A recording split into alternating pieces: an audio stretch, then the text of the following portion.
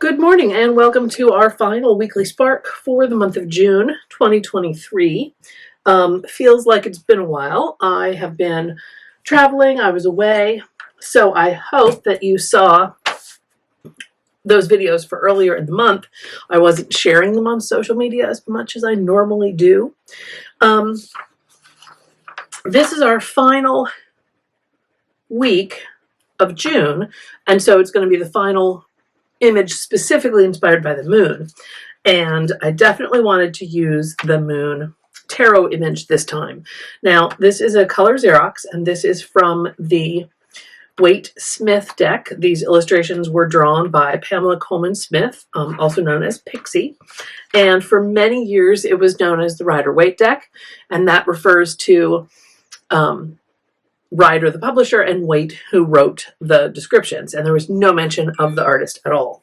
So calling it the Waite Smith deck now finally starts to give Pixie her due. I'm going to start with a collage base and try and pull out some papers in these colors using this as my palette. I've also pulled this collage sheet from one of these Stamperia books, backgrounds and whatnot. Excuse me, I've got a frog. I just love this panel here with all of these kind of sun images because it's playing with this, looks like the sun here, but it's the moon. So just that kind of celestial body in that same kind of imagery with the rays coming out. So I will probably use part of this or all different, these three different blocks, cut them up in different ways. The other side is like swirly planet, but I like this one. I like there's an age element to this one too, since some of these images look like they're from old lino cuts and whatnot. Today I'm going to go ahead and cut out the moon and start to gather some collage papers. Awesome. Great.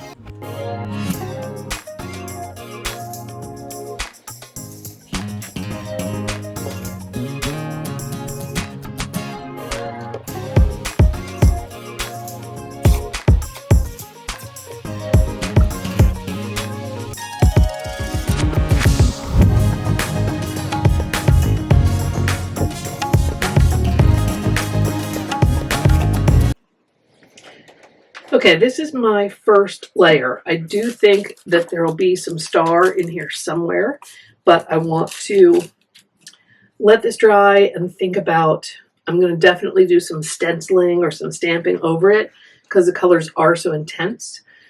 And I want them to be toned down a little bit so that the card will be the most intense and sing. I'll probably use this stamp again since this was a scrap of stamped and splattered paper. So I might play off that a little bit. I did cut up these diagrams, but now based on the size of this spread, I'm not sure if it's going to work. I mean, one might be nice to balance, you know, to have like a focal image on each page, but I'm not sure which one. One of the small ones. I could trim that a smidge smaller if I wanted to. So maybe this one. I like this one okay. Tentatively, I'll say that might go there. I put this blue stripe in just because there were so many bands of paper that were going across the spread horizontally that I wanted to kind of change that movement a little bit. So maybe that goes there.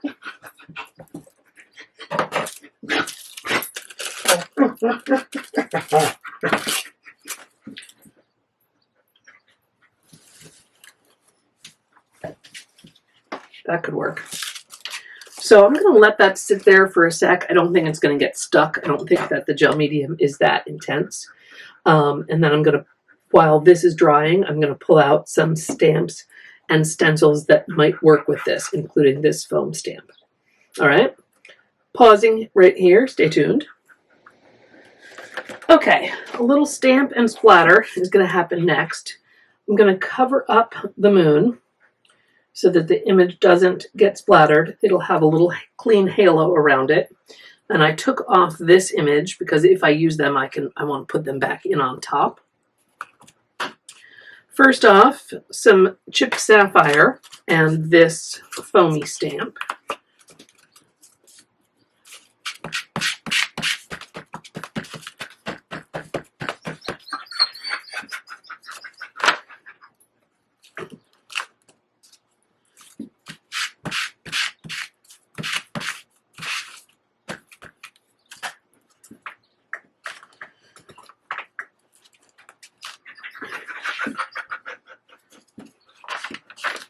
All right, that's enough there. I also pulled out this washi tape, which is blue and gold, phases of the moon. That might be too much fun. Might be another vertical that runs over here. For sprays, I have blue watercolor, and then I have some Distress, Fossilized Amber, and Blueprint, as well as chipped sapphire, same color as the pad I just used.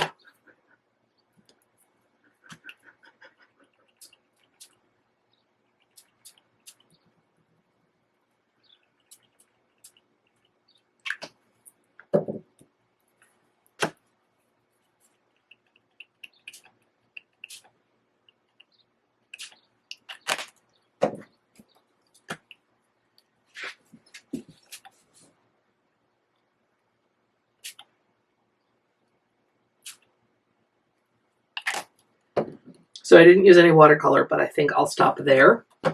Just again, pulling out the colors of the blue and the golds from the images. Let's see, that needs a minute.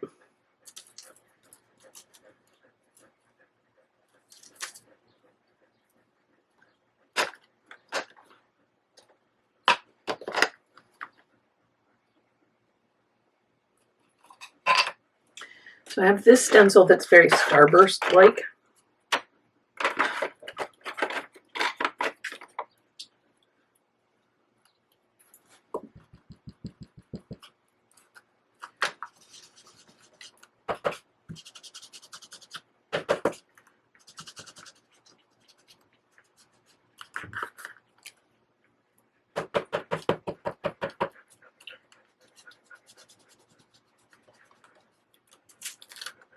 So they're going to be pretty subtle based on the paper that is on here and the colors that I'm using.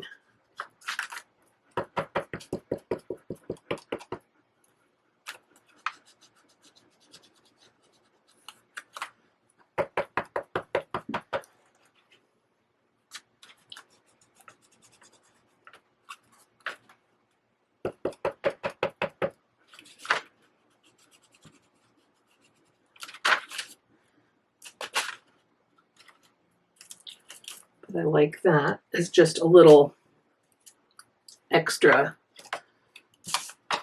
you know, repeat pattern.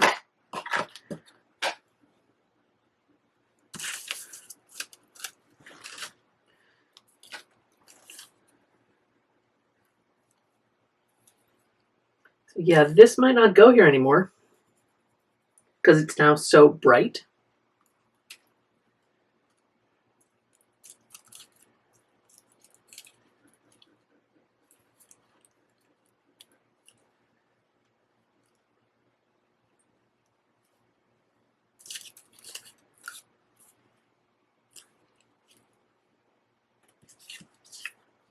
This is a great piece of collage fodder to save. I think this might be it. I want to break up this clean patch a little bit around the moon. And I like the movement that comes from having two elements on each side of the spread. But I think this and some washi tape and we're good to go.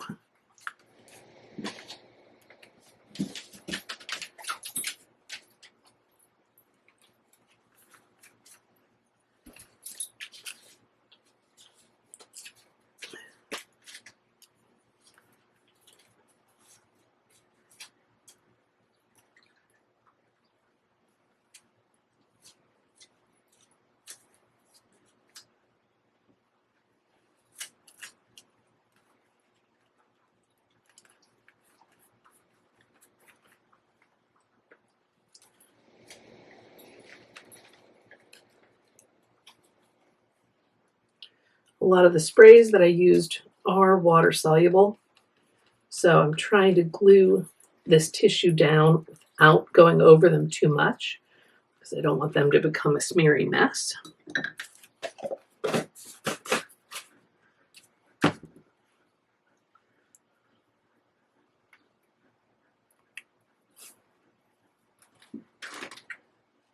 Oh, that's awesome. I love that.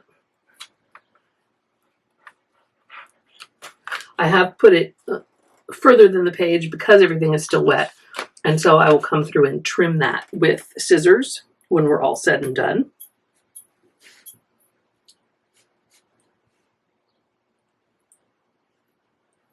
It's tempting to want to put a piece down here as well, but I think that might be more, you know, high bling kind of glitter gold than I need. I also found these tiny little stickers meant to look like stamps. This blue doesn't work for me, but these two, they could go right there. 18.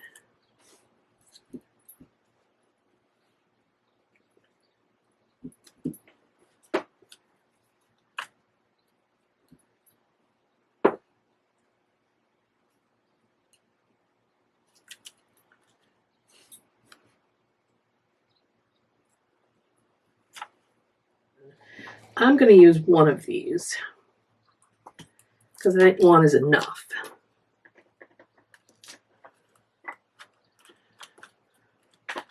And they came from like Paper World or something, one of those ads you see on Facebook for all kinds of art journaling, bullet journaling, supplies like that. So yeah, I'm a sucker for stickers and I love stamps. So I guess they got me. It was their target audience. So let's take away this background paper so you can actually see what's going on.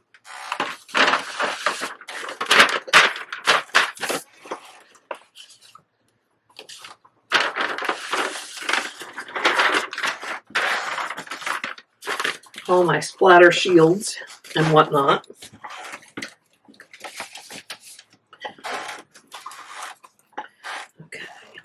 So I definitely have trimming along the edges to do. Pardon the tape on my table. You can probably hear my dog chewing on a bone in the background. But I love that. These are colors I don't usually work with. I don't usually work with the yellow and golds so much, especially not with the blue, because the orange and the blue being complementary really kind of vibrate on an intense colorway. But because I was pulling things out of the palette of the original card, it worked. I got to use some fun scrap. I got to add in some ephemera. And it was quick. I mean, the whole page with pausing and whatnot, and it was probably half an hour. So don't let time be a problem to prevent you from taking it to the page, because you can do something really quick. You could do this in a couple sittings where you just collage the background, come back another day. But sometimes we're our own worst enemy and we get in our way. And we make up excuses why we can't come to the page. But it really could be something if you can have art journaling supplies all together in a box and just pull it out for 10 minutes a day. Or if you have a spot where you can leave things set up, that's even better. And then you can just pop back in and work on a piece as time allows. It's always nice to stop looking at a piece and come back to it and see what else it might need. I think that helps with assessing the piece. So you can use that to your advantage. But for right now, I'm going to go ahead and let this dry and edit this for you guys as our final piece for June. Stay tuned for July. Of course, another motif that I really love. The motif for July is the labyrinth. And what a journey this year has been. So the labyrinth should be really interesting to dive into. For now, please do all those YouTube things if you're so inclined. Like this video, subscribe to this channel, hit the bell for notifications when there are new videos, but I can tell you that's going to be every Wednesday. So thank you for tuning in, and I hope to see you next week for another episode of Weekly Spark. Bye for now.